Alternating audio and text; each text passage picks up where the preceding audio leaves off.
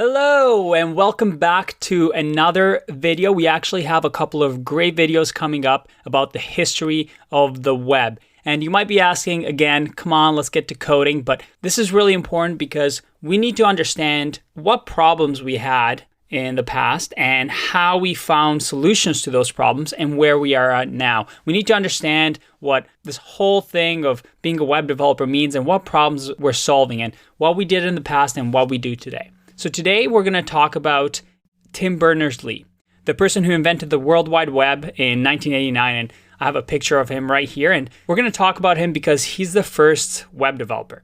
And in order to explain that concept, we need to make a distinction between the internet and the World Wide Web. I have this website that I'll share in the links below. It's really, really good if you kind of want to get a history lesson.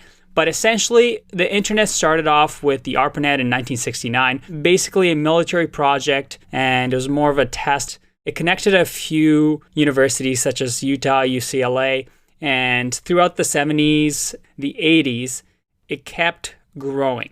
But there was one problem that they had, and that was essentially for the academics. They needed a way to share documents. And up until the World Wide Web existed, the internet was there, but it was really, really hard for computers to communicate with each other, to share academic papers between each other. Most of the time, each computer had their own way of doing things.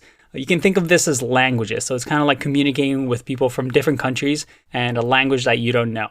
Yeah, sure, you can make it work, but it's very, very difficult. So that was the problem.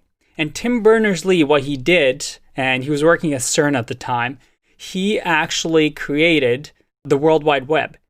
And what the World Wide Web is, it's the www that we see whenever we type in google.com over here, is essentially a common language that computers can speak. With the World Wide Web saying, hey, from now on, everybody, if we want to communicate together, if we want to share images or if you want to share files, let's just have this agreed upon language, agreed upon protocol in order to share these documents together.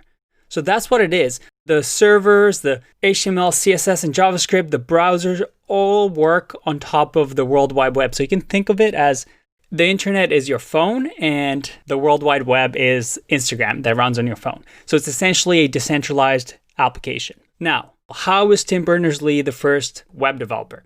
He actually created the first browser and the first server. And later on, we're actually going to talk about what he did with the files over here as well. But he created the very, very first server and web browser, but also the first website. And they actually still have a copy of it. This is the very first website ever. And it's from 1991, and this is what it looked like. He created this ability for people to communicate and link to other documents so that we have this growing knowledge base of the world. In the next lesson, we're going to be talking about the history of these files, what they mean, what problem they solved, and how they came to be. I'll see you in the next one. Bye-bye.